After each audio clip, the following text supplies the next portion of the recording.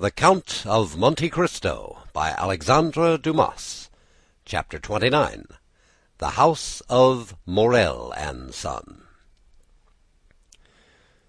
Anyone who had quitted Marseilles a few years previously, well acquainted with the interior of Morel's warehouse, and had returned at this date, would have found a great change. Instead of that air of life, of comfort, and of happiness that permeates a flourishing and prosperous business establishment, instead of merry faces at the windows, busy clerks hurrying to and fro in the long corridors, instead of the court filled with bales of goods, re-echoing with the cries and jokes of porters, one would have immediately perceived all aspects of sadness and gloom. Out of all the numerous clerks that used to fill the deserted corridor and the empty office, but two remained. One was a young man of 24 who was in love with Monsieur Morel's daughter, and had remained with him in spite of the efforts of his friends to induce him to withdraw. The other was an old one-eyed cashier called Coquelet, or Cockeye, a nickname given him by the young men who used to throng his vast and now almost deserted beehive, and which had so completely replaced his real name that he would not in all probability have replied to anyone who addressed him by it. Coquelet remained in Monsieur Morel's service, and a most singular change had taken place in his position.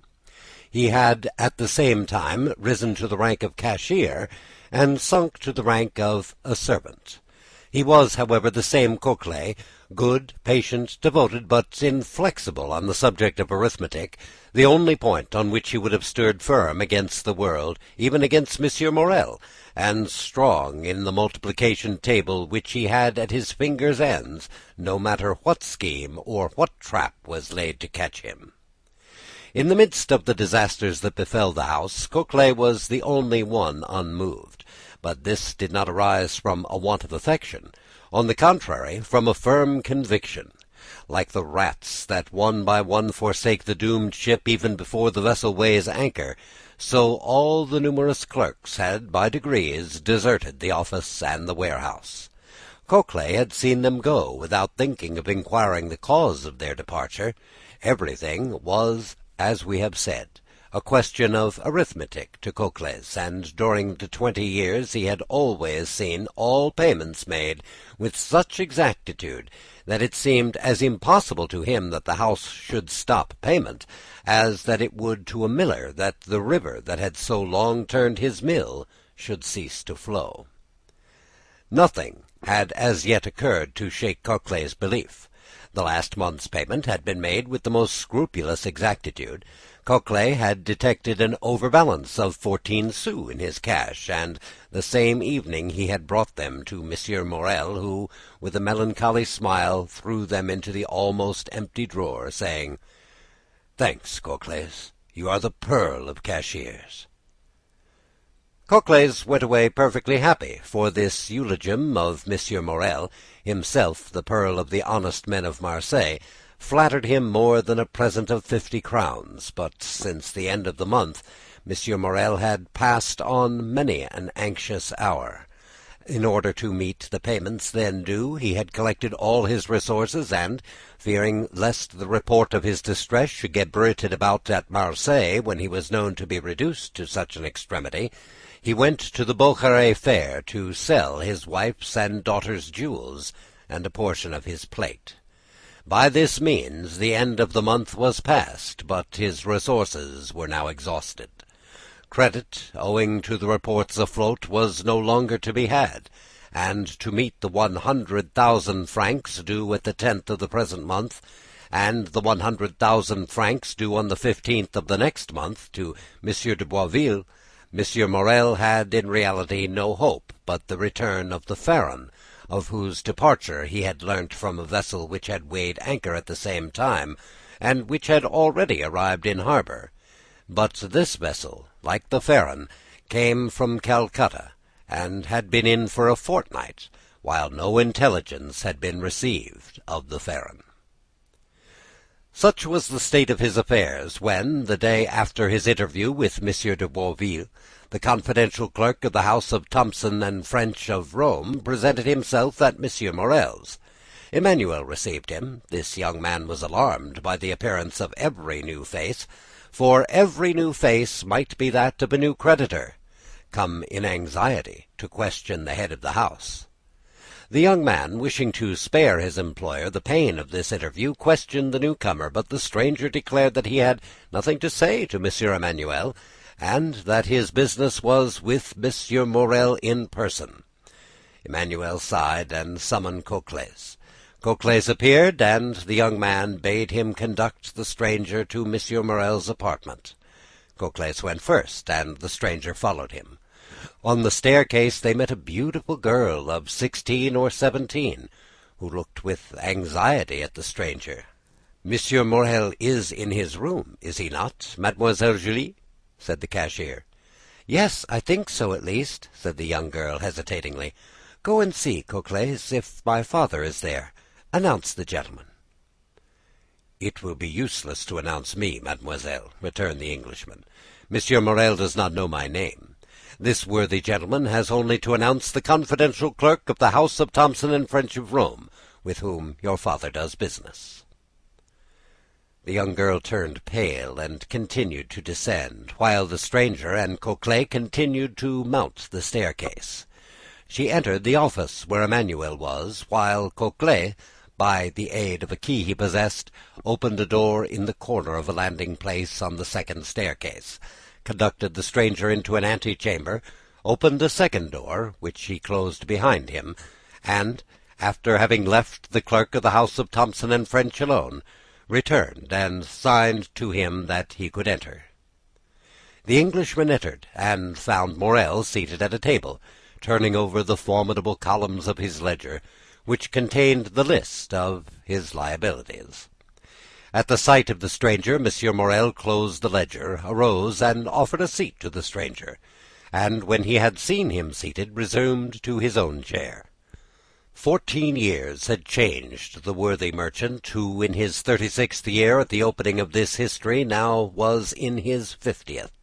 His hair had turned white, and his sorrow had ploughed deep furrows on his brow, and his look, once so firm and penetrating, was now irresolute and wandering, as if he feared being forced to fix his attention on some particular thought or person.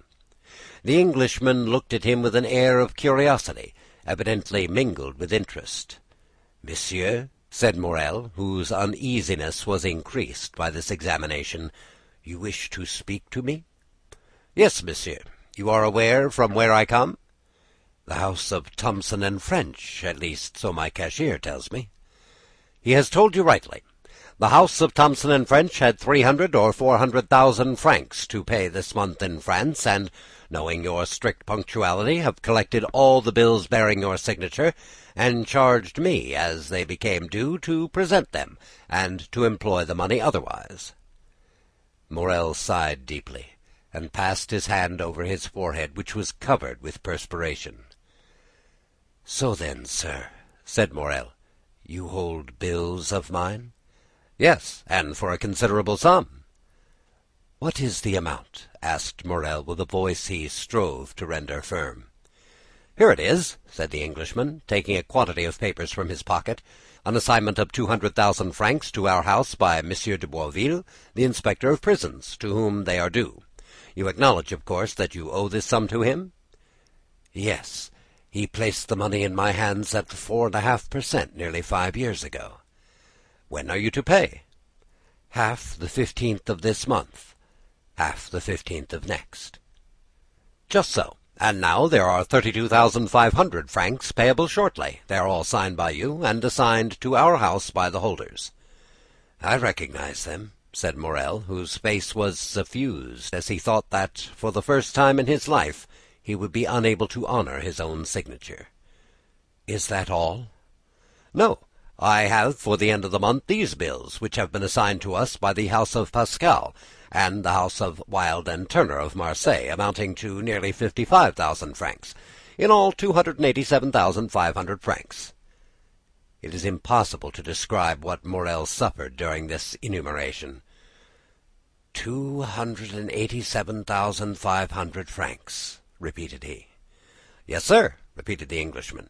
I will not," continued he, after a moment's silence, "conceal from you that, while your probity and exactitude up to this moment are universally acknowledged, yet the report is current in Marseilles that you are not able to meet your liabilities."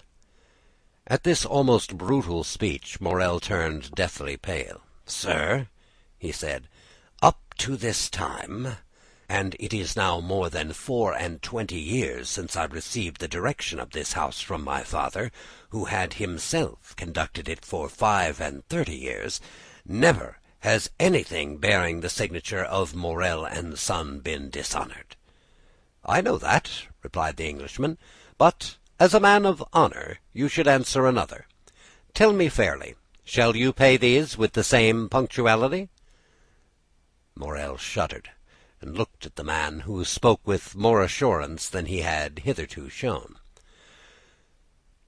"To questions frankly put," said he, "a straightforward answer should be given. Yes, I shall pay, if, as I hope, my vessel arrives safely, for its arrival will again procure me the credit which the numerous accidents of which I have been the victim have deprived me. But if the Pharaon should be lost, and this last resource be gone—" The poor man's eyes filled with tears. "Well," said the other, "if this last resource fail you?" "Well," returned Morel, "it is a cruel thing to be forced to say, but already used to misfortune, I must habituate myself to shame. I fear I shall be forced to suspend payment." "Have you no friends who could assist you?" Morel smiled mournfully. "In business, sir," said he, "one has no friends, only correspondents." "It is true," murmured the Englishman. "Then you have but one hope?" "But one." "The last?" "The last." "So that if this fail—" "I am ruined, completely ruined." "And as I was on my way here, a vessel was coming into port." "I know it, sir. A young man who still adheres to my fallen fortune passes a part of his time in a belvedere at the top of the house, in hopes of being the first to announce good news to me. He has informed me of the arrival of this ship." "And it is not yours?" "No, she is a Bordeaux vessel, La Gironde. She comes from India also, but she is not mine." "Perhaps she has spoken the Pharaon, and brings you some tidings of her." "Shall I tell you plainly one thing, sir? I dread almost as much to receive any tidings of my vessel as to remain in doubt. Uncertainty is still hope." Then in a low voice Morel added, "This delay is not natural. The Pharaon left Calcutta 5th of February. She ought to have been here a month ago." "What is that?" said the Englishman. "What is the meaning of that noise?" "Oh, oh!" cried Morel, turning pale. "What is it?" A loud noise was heard on the stairs, of people moving hastily, and half-stifled sobs. Morel rose and advanced to the door, but his strength failed him as he sank to the chair. The two men remained opposite one another, Morel trembling in every limb, the stranger gazing at him with an air of profound pity. The noise had ceased, but it seemed that Morel expected something. Something had occasioned the noise, and something must follow. The stranger fancied he heard footsteps on the stairs, and that the footsteps, which were those of several persons, stopped at the door. A key was inserted into the lock of the first door, and the creaking of the hinges was audible. "There are only two persons who have the key to that door," murmured Morel, "Cocles and Julie." At this instant the second door opened, and the young girl, her eyes bathed with tears, appeared. Morel rose trembling, supporting himself by the arm of the chair. He would have spoken, but his voice failed him. "Oh, father," said she, clasping her hands, "forgive your child for being the bearer of evil tidings." Morel again changed color. Julie threw herself into his arms. "Oh, father, father," murmured she, "courage!" "The Pharaon has gone down, then?" said Morel in a hoarse voice. The young girl did not speak, but she made an affirmative sign with her head as she lay on her father's breast. "And the crew?" asked Morel. "Saved," said the girl, "saved by the crew of the vessel that has just entered the harbor." Morel raised his two hands to heaven with an expression of resignation and sublime gratitude. "Thanks, my God," said he. "At least thou strikest but me alone." A tear moistened the eye of the phlegmatic Englishman. Come in," said Morel, "for I presume you are all at the door." Scarcely had he uttered those words when Madame Morel entered, weeping bitterly. Emmanuel followed her, and in the antechamber were visible the rough faces of 7 or 8 half-naked sailors. At the sight of these men the Englishman started and advanced a step, then restrained himself and retired into the farthest and most obscure corner of the apartment. Madame Morel sat down by her husband and took one of his hands in hers. Julie still lay with her head on his shoulder. Emmanuel stood in the centre and seemed to form the link between Morel's family and the sailors at the door. "How did this happen?" said Morel. "Draw nearer, Penelon," said the young man, "and tell us all about it." An old seaman, bronzed by the tropical sun, advanced, twirling the remains of a tarpaulin between his hands. "Good day, Mr. Morel," said he, as if he had just quitted Marseilles the previous evening, and had just returned from Aix or Toulon. "Good day, Penelon," returned Morel, who could not refrain from smiling through his tears. "Where is the captain?" "The captain, Monsieur Morel, has stayed back, sick, at the Palma. But please God it won't be much, and you will see him in a few days, all alive and hearty." "Well, now tell your story, Penelon."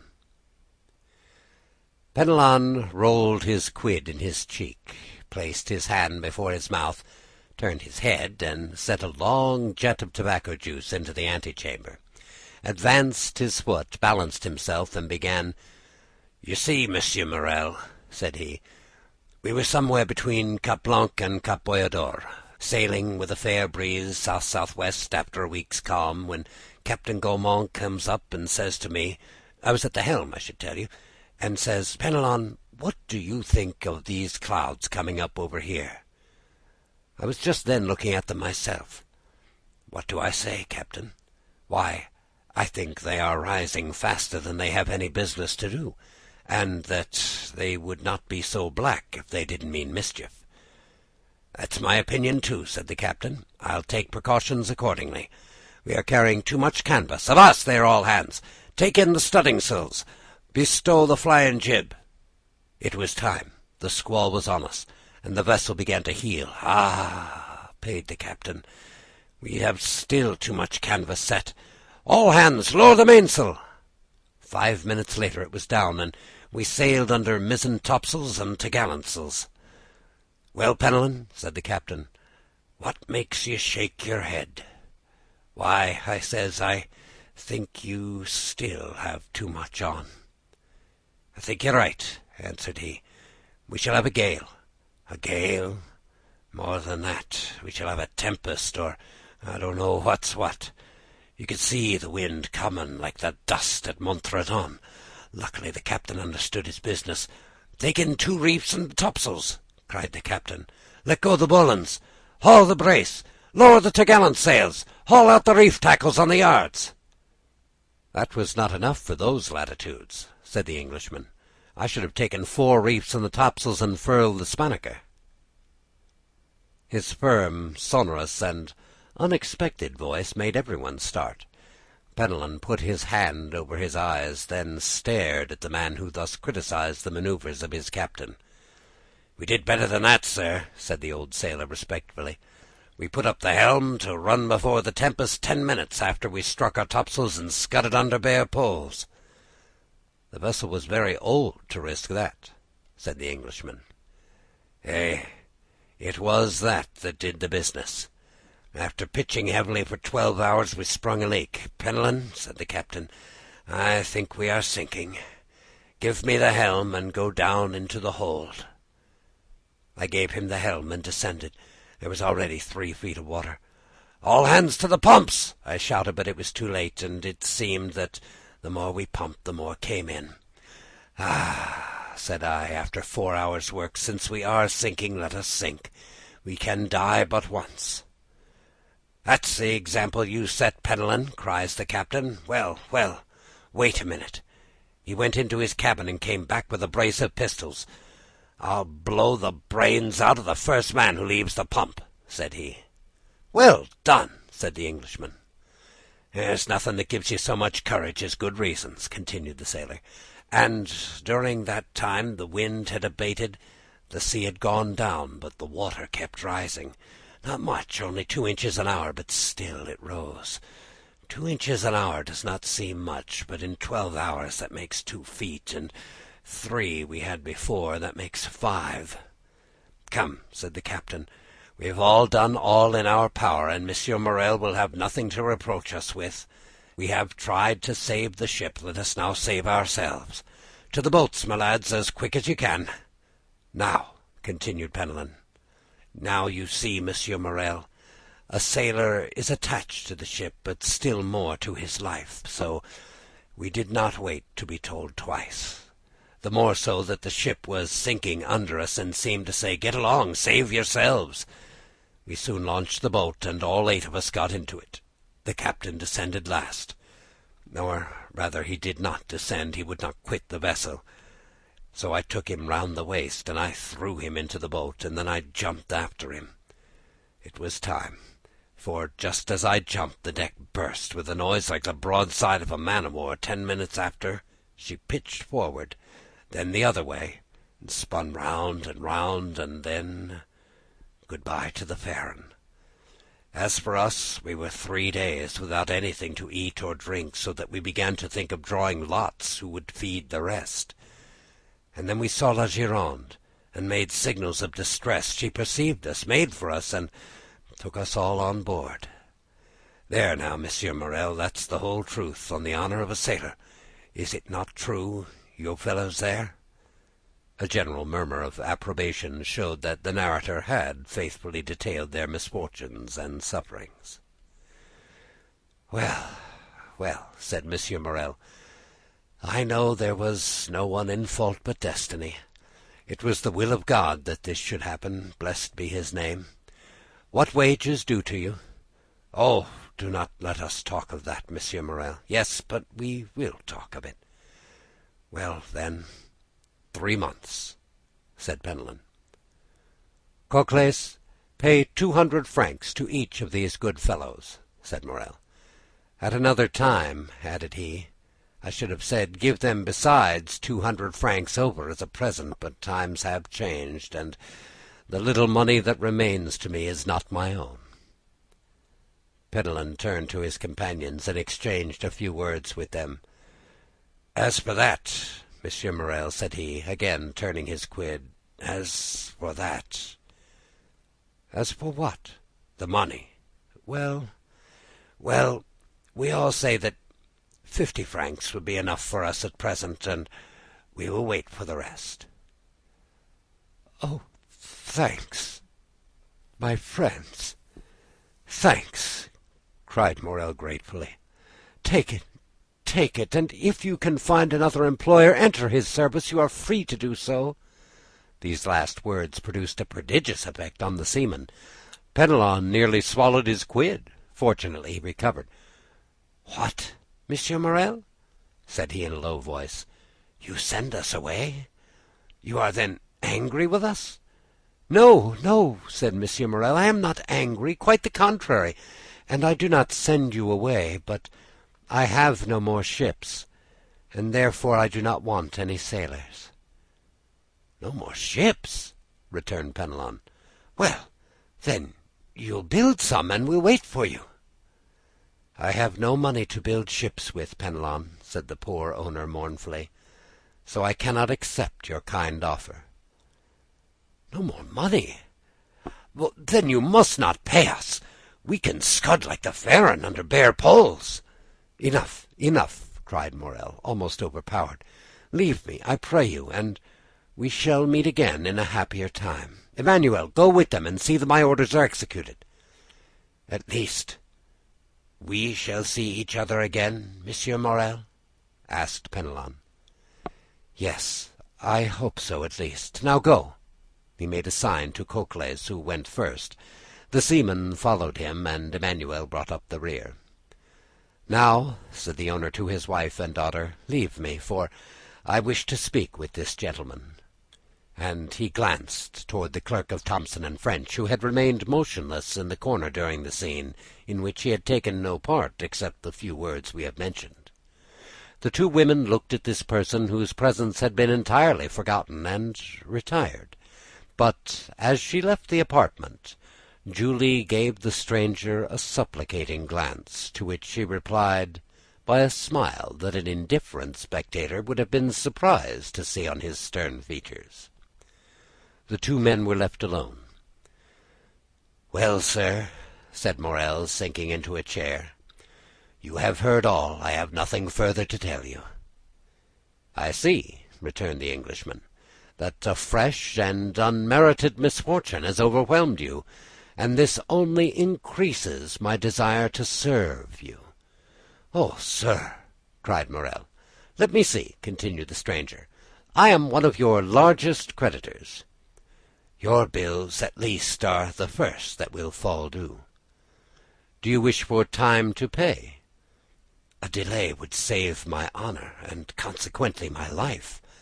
"How long a delay do you wish for?" Morel reflected.